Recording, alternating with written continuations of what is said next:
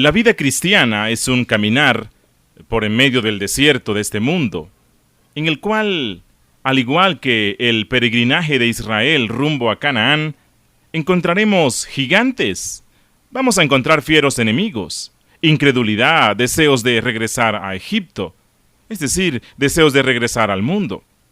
Vamos a encontrar falsos profetas como Balaán, que buscarán maldecir al pueblo para que no prospere en el camino que el Señor le ha demarcado.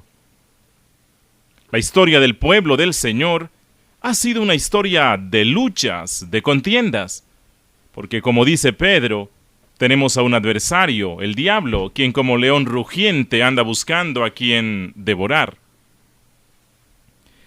Nuestros primeros padres fueron creados para vivir en comunión perfecta con su Dios, pero muy pronto que ellos son puestos en el paraíso, Satanás les insinúa la rebelión contra la palabra de Dios, mostrándoles de manera engañosa los buenos y codiciables frutos que generaría dicha desobediencia, entrando así el pecado en el mundo bueno que había creado el Señor. Los hijos de Dios, es decir, los hijos de la línea de la fe, de la línea de la salvación, son atrapados por el engaño de la belleza de las hijas de los hombres, es decir, la línea de la rebelión y la desobediencia, de manera que en esta mezcla el pueblo del Señor se ve grandemente afectado y el engaño y la desobediencia se generalizan en el mundo, de manera que Dios envía el diluvio para castigar a esa generación perversa. Y a pesar del nuevo inicio que se da con Noé y sus hijos, de nuevo la maldad, el engaño y el pecado asedian al pueblo de Dios, tratando siempre de conducirlos a una rebeldía flagrante contra el Creador. El resto de la historia bíblica y de la historia universal es testigo de cómo el pueblo del Señor, el pueblo escogido, es atrapado una y otra vez por las mentiras de Satanás, entrando en periodos de decadencia espiritual, de manera que se aparten del Dios vivo. Israel sufrió mucho como consecuencia de los falsos profetas, pues estos no solo hablaban falsamente en nombre de Dios para conducir al pueblo hacia la apostasía, sino que lo hacían de una manera tan convincente y atrayente que la mayoría del pueblo seguía tras sus mentiras. A pesar de que el Señor una y otra vez les daba indicaciones de cómo detectar a los falsos profetas o maestros, el pueblo fácilmente se dejaba engañar por ellos, pues los falsos maestros o profetas siempre hablaron lo que era agradable a los oídos pecaminosos de ellos. Cuando Cristo viene a este mundo, Él trae el mensaje final de la revelación divina, a través del cual el hombre puede encontrar el camino de reconciliación con Dios. Jesús mismo es la revelación encarnada del Padre, de manera que los discípulos pueden ver con claridad esa verdad que les hará libres. Pero no obstante de tener una revelación más clara y final, Jesús advirtió a sus discípulos que tengan cuidado con los falsos pastores, con los falsos profetas o maestros, porque Satanás no se quedará tranquilo a pesar de la derrota que recibió por la obra de Cristo. Por cierto, Jesús advierte a sus seguidores allá en Mateo capítulo 7, versículo 15, diciendo: guardaos de los falsos profetas que vienen a vosotros con vestidos de ovejas, pero por dentro son lobos rapaces. Y luego, hablando de lo que caracterizará a los tiempos del fin, dice: muchos falsos profetas se levantarán y engañarán a muchos, como está allá en Mateo capítulo 24, versículo 11. Jesús conoce la astucia de los falsos maestros y sabe que estos cuentan con el respaldo del principal engañador, es decir, de Satanás. Siendo así que estos falsos maestros o falsos profetas harán grandes señales y prodigios, de tal manera que engañarán, si fuere posible, aún a los escogidos, como dice Jesús allá en Mateo 24:24. muy poco tiempo después de la ascensión de Jesús a los cielos. Cuando la iglesia cristiana estaba aún en su etapa infantil, los falsos profetas o falsos maestros hacen su aparición. Ellos se presentaban con la misma apariencia que siempre los ha caracterizado, es decir, como seres de luz, como personas interesadas en el bienestar de sus oyentes, como mensajeros celestiales, engañando con sus obras y señales mentirosas, hablando adulaciones y lisonjas con el fin de atrapar a los hombres y mujeres amantes de sí mismos. De allí que los apóstoles y los escritores del Nuevo Testamento consideren de suma importancia advertir a la iglesia en cómo detectar a un falso pastor, a un falso profeta, a un falso apóstol, a un falso maestro, a una falsa doctrina. Pues, aunque ellos cuenten con muy buena capacidad para engañar, porque hablan conforme a los deseos del corazón humano, no obstante, ellos no podrán ocultar su verdadero carácter. No podrán ocultar la podredumbre que llevan por dentro. Miren, su podredumbre es tal que un cristiano puede agudizar su olfato para oler la corrupción pecaminosa que les caracteriza. La epístola de Judas, aunque no es la carta más estudiada del Nuevo Testamento, fue escrita con el fin de ayudar a los creyentes a detectar el carácter moral y espiritual de los falsos maestros que entran encubiertamente a la cristiandad. Desde hoy vamos a abordar el estudio de la epístola de Judas y espero que la analicemos con pasión y profundidad, porque el contenido de esta pequeña y casi desconocida carta tiene gran relevancia para la situación de la iglesia cristiana evangélica en Latinoamérica del siglo XXI. Pues muchos falsos maestros han permeado las iglesias, con el fin de engañar, seducir y atrapar con sus doctrinas erróneas. Les invito, apreciados oyentes, apreciados hermanos, para que dependamos del Señor, del Espíritu Santo, y que Él nos ayude a entender este contenido corto pero profundo de la carta de Judas. Así que hoy vamos a empezar analizando los versículos 1 y 2 de la carta. Le invito para que abra su Biblia y lea conmigo el versículo 1 y 2 de la carta de Judas. Judas, siervo de Jesucristo y hermano de Jacobo, a los llamados, santificados en Dios Padre y guardados en Jesucristo, misericordia y paz y amor os sean multiplicados. En los versículos 1 al 2, Judas saluda a los lectores, identificándose él mismo como siervo de Jesucristo y hermano de Jacobo. Y luego identifica a los lectores o receptores de la carta como los que son amados por Dios el Padre, guardados por Jesucristo y llamados a la salvación. Y a estos, el autor de la carta les desea abundancia de misericordia, paz y amor. E inmediatamente el escritor inicia su lacónico pero profundo discurso, diciendo a los lectores que ha deseado intensamente escribirles respecto a la salvación que ellos tienen en común, y ahora ha llegado el momento de hacerlo, pues hay poderosas razones para ello. Y la razón es que los falsos maestros, a los cuales él denomina en el versículo 4 como impíos, se han infiltrado en la iglesia, lo cual hace necesario que los creyentes, los receptores de la carta, luchen con vigor y esfuerzo por la fe que ha sido dada una vez a los santos. Hoy vamos a analizar el mensaje de Judas en estos dos primeros versículos. Y este mensaje de hoy lo he titulado Característica espiritual de los que luchan vigorosamente por la doctrina.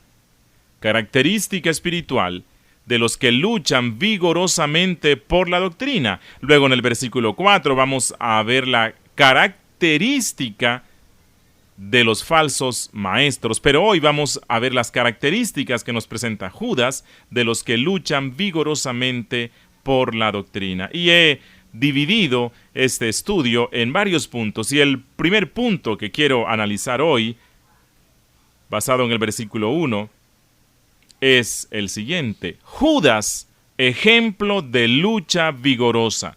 Judas, ejemplo de lucha vigorosa. Dice el versículo 1, Judas, siervo de Jesucristo y hermano de Jacobo, a los llamados santificados en Dios Padre y guardados en Jesucristo. Apreciado oyente, es interesante notar que el autor de la carta se identifica como siervo de Jesucristo. Y quiero hacer notar que las palabras usadas en el griego, Jesucristo, dan a entender pertenencia. Es decir, que Judas no solo está diciendo que él es un siervo asociado al mensaje de Jesucristo, sino que él mismo pertenece a su Salvador. Solo un pastor o maestro que ha llevado su orgullo personal a la cruz puede llamarse a sí mismo siervo. La palabra griega usada aquí es doulos, la cual significa literalmente esclavo. Un pastor o maestro verdadero es un esclavo de Jesucristo. Le sirve sin esperar nada a cambio, así como el esclavo no esperaba una paga de su amo. Y solo un verdadero esclavo o siervo de Jesucristo puede estar interesado verdaderamente en las almas de los hombres. Los que no son siervos solo están interesados en su propio bienestar. Es por eso que Jesucristo se presenta como el buen pastor, ejemplo de lo que debe ser un pastor cristiano. Cuando él dice, yo soy el buen pastor su vida da por las ovejas, mas el asalariado, y que no es el buen pastor, de quien no son propias las ovejas, ve venir al lobo y deja las ovejas y huye. ¿Por qué? Porque es asalariado y no le importan las ovejas. Esto está allá en Juan, capítulo 10, versículos 11 al 12. Judas se atreve a escribir en contra de los falsos maestros, a pesar de que eso no le hará el pastor más popular ni el maestro más admirado.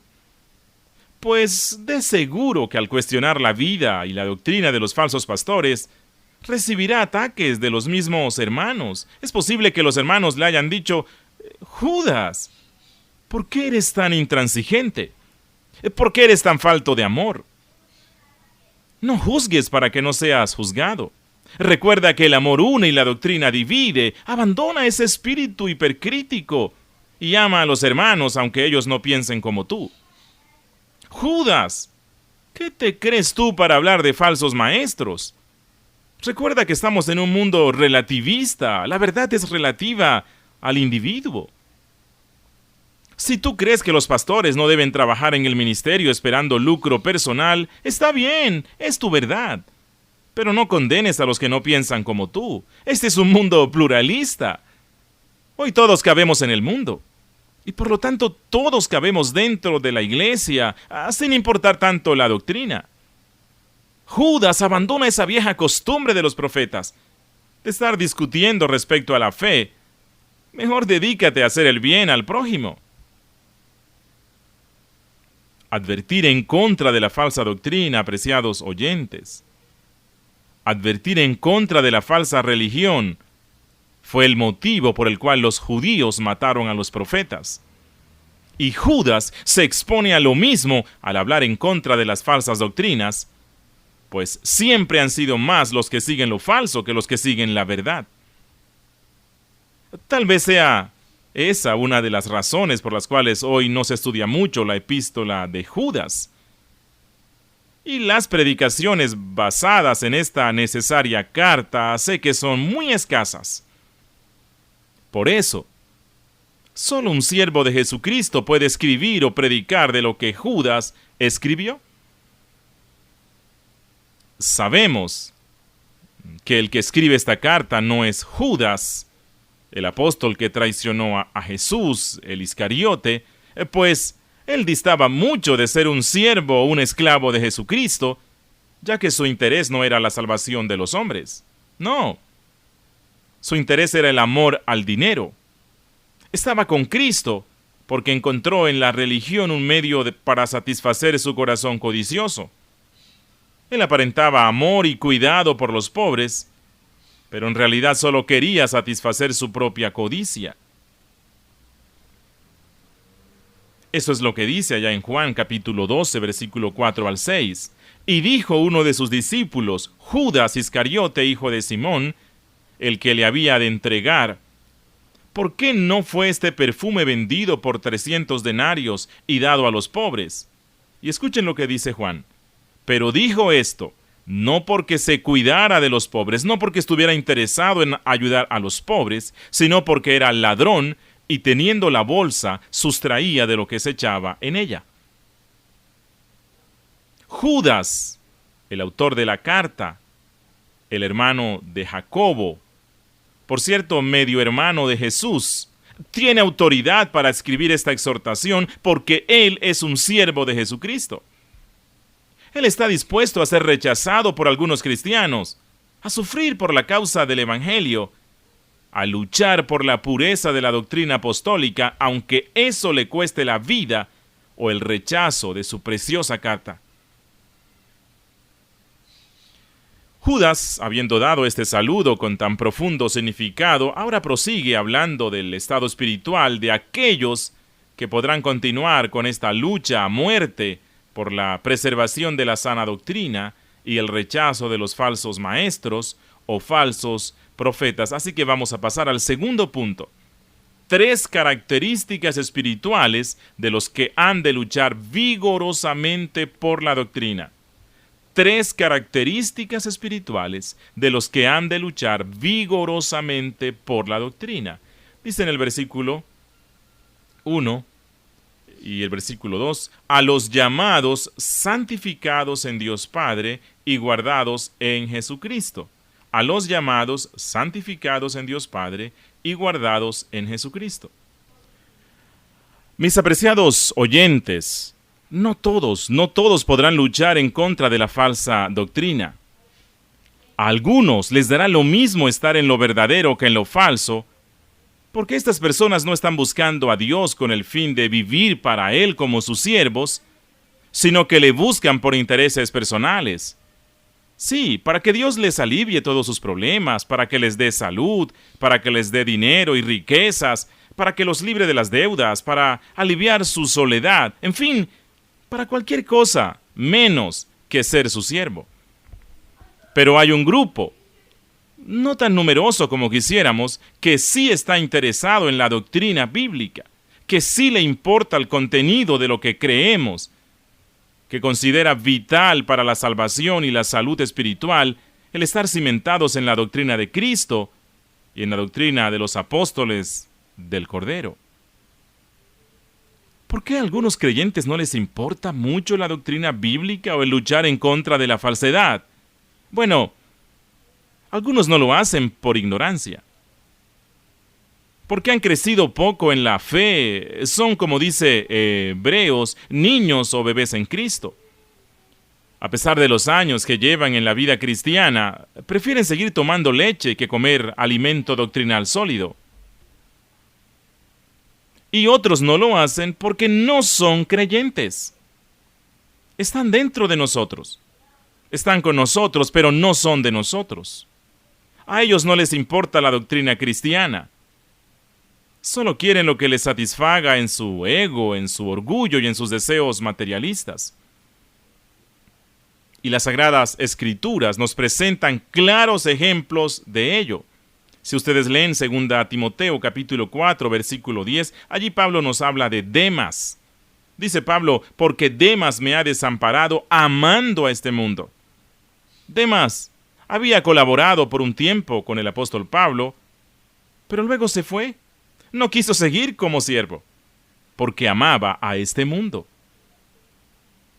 En 1 de Juan capítulo 2, versículo 19 se nos dice, salieron de nosotros, pero no eran de nosotros, porque si hubiesen sido de nosotros, hubieran permanecido con nosotros, pero salieron para que se manifestase que no todos son de nosotros. Bueno, pero ¿Quiénes son entonces estos que deben y pueden luchar para defender la doctrina bíblica? ¿Quiénes son los que pueden y deben denunciar a los falsos maestros, a las falsas doctrinas? Judas, el hermano de Jesús, el autor de esta carta, describe las características espirituales de esta valiente gente. Y estos creyentes, por cierto, son los que necesitan el consejo y el aliento de Judas.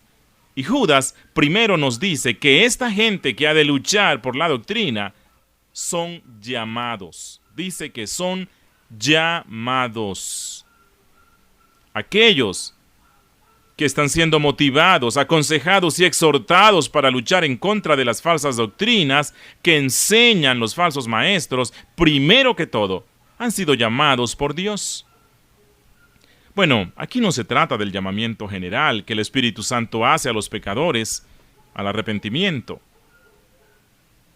Bueno, Dios manda a todos los hombres en todo lugar que se arrepientan, y ese es un llamamiento que hace Dios, como dice en Hechos 17:30.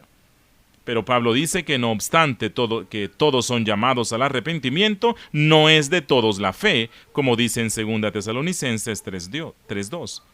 Este llamamiento del cual Judas habla aquí, que caracteriza a los que han de luchar por la sana doctrina, es el llamamiento especial que el Espíritu Santo hace a los hombres, a través del cual nadie resiste ese santo llamado, sino que con presuroso paso acudimos a la cruz del Calvario para contemplar la belleza extasiante de la gracia, belleza que nos atrapa y de la cual nunca más vamos a querer distanciarnos. Solo lucharán en contra de las falsas doctrinas los que han dejado el mundo del pecado y han entrado en la luz de la vida. Estos llamados forman parte de aquel pueblo que es un linaje escogido, un real sacerdocio, que es una nación santa, que es un pueblo adquirido por Dios, para que anunciéis las virtudes de aquel que os llamó de las tinieblas a su luz admirable, como dice 1 de Pedro 2:9. Estos llamados solo lucharán en contra de las falsas doctrinas, porque han dejado el mundo del pecado y han entrado en la luz de la vida. Estos llamados a los que escribe Judas son los que en otro tiempo no eran pueblo, pero ahora son pueblo de Dios. Los que en otro tiempo no habían alcanzado misericordia, pero ahora han alcanzado misericordia, como dice 1 de Pedro, capítulo 2, versículo 10. Los llamados son aquellos que un día escucharon el Evangelio, ya sea a través de una predicación en la iglesia, o una predicación en la radio, o un estudio en los hogares, un tratado que recibió u otro medio, pero que estando escuchando el Evangelio no entendía el mensaje, no eran conscientes de su estado pecaminoso y de rebeldía contra su Creador, y por eso no podían venir a Cristo. Pero en medio de la predicación, el Señor hizo con esa persona lo que antes había hecho con Lidia, como dice en Hechos 16:14, el Señor abrió el corazón de ella para que estuviese atenta al mensaje de la palabra. Los llamados son aquellos que, habiendo estado atentos al mensaje del Evangelio, acudieron con total convicción a Cristo, reconocieron su pecaminosidad.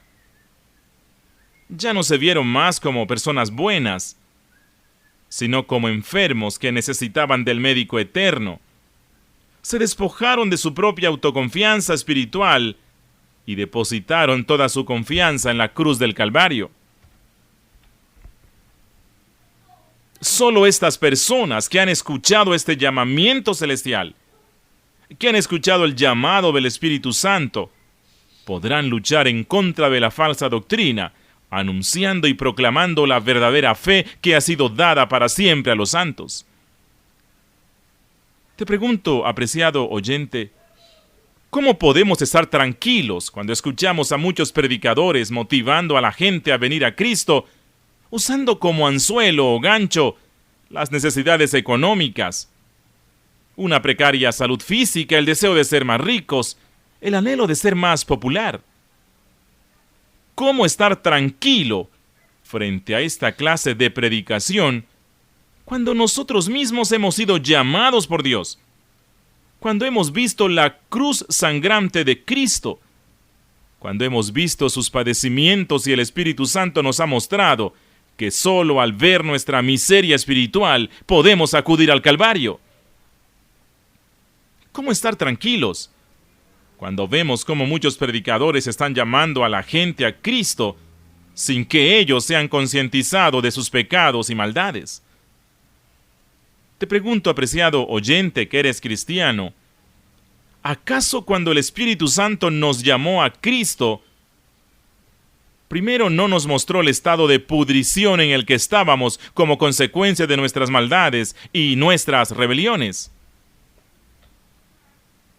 ¿Será posible que alguien venga verdaderamente a Cristo sin que primero el Espíritu Santo, a través de la predicación fiel de las Sagradas Escrituras, no le muestre su condición pecaminosa y rebelde contra el Dios Santo? Solo los que han sido verdaderamente llamados por el Señor pueden entender la importancia de permanecer en la doctrina bíblica correcta. Una segunda característica que Judas nos da de aquellos que han de luchar por la sana doctrina, denunciando a los falsos maestros, a los falsos pastores, es que son amados o santificados en Dios Padre. Una segunda característica de estos que han de contender ardientemente con pasión por la doctrina sana consiste en que han sido amados por Dios el Padre. Bueno, en nuestras versiones, en la versión Reina Valera, dice santificados, debido a los manuscritos que ellos usan, en los cuales se encuentra la palabra egiasmenois. No obstante, los manuscritos griegos más antiguos usan la palabra egapemenois, es decir, amados. Así que Judas le escribe a aquellos que son amados en Dios Padre. Bueno, amados y santificados, ambas características son totalmente ciertas del verdadero creyente. Bueno, ¿en qué sentido son amados los creyentes? ¿Acaso Dios no ama a todo el mundo? Las Sagradas Escrituras dicen en Juan 3:16, de tal manera amó Dios al mundo. Así que hay un sentido en el cual Dios ama a su creación. Él la cuida, es suya, y por eso Dios la preserva. Dios hace salir su sol sobre justos e injustos, y eso es amor. Él hace llover sobre justos e injustos, eso también es amor. Pero este amor está acompañado también de su ira, porque estos injustos viven bajo la ira de Dios. Eso es lo que la Biblia dice allá en Juan 3:36. El que rehúsa creer en el Hijo no verá la vida, sino que la ira de Dios está sobre él. El apóstol Pablo en Romanos 2:5 dice, pero por tu dureza y por tu corazón no arrepentido, atesoras para ti mismo ira para el día de la ira y de la revelación del justo juicio de Dios. Así que los incrédulos, aunque reciben algunas misericordias de parte de Dios, de su amor, como el que puedan disfrutar de un aire o el que puedan disfrutar del sol, no obstante ellos están bajo la ira de Dios. El apóstol Pablo también allá en Efesios capítulo 5 versículo 6 dice, porque por estas cosas viene la ira de Dios sobre los hijos de desobediencia. Así que el sentimiento que Dios expresa al mundo entero, a todos los hombres, se encuentra dividido, por decirlo así, entre su amor y su ira. Pero el amor de Dios para con los que han sido cobijados por el sacrificio expiatorio del sufriente Salvador, ese amor ya no se encuentra dividido por la ira, sino que ahora su amor es infinito para con ellos. Es un amor eterno. y ya no los mira más como objetos de su ira. Ahora, estos que han sido amados por Dios no esperan su ira, no, ellos tienen confianza en que su amor siempre los cobijará. Este amor es tan grande e incomprensible que el apóstol Pablo declara allá en Romanos capítulo 5, versículos 6 al 8. Porque Cristo, cuando aún éramos débiles, a su tiempo murió por los impíos, es decir, por nosotros, que hacíamos obras malas delante del Dios Santo. Y sigue diciendo Pablo, ciertamente apenas morirá alguno por un justo. Con todo, pudiera ser que alguno osara morir por el bueno. Bueno, ya el apóstol Pablo ha dicho que entre los hombres y mujeres nadie ha sido bueno o justo.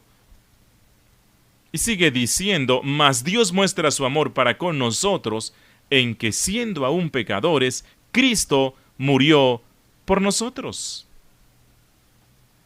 Siendo que hemos experimentado amor tan grande, ¿será que podemos quedarnos quietos y tranquilos cuando vemos cómo algunos hombres entran encubiertamente a la cristiandad y solo con el fin de obtener ganancia o lucro personal, pervierten este mensaje que trae consuelo a los hombres que sufren en la miseria de sus pecados?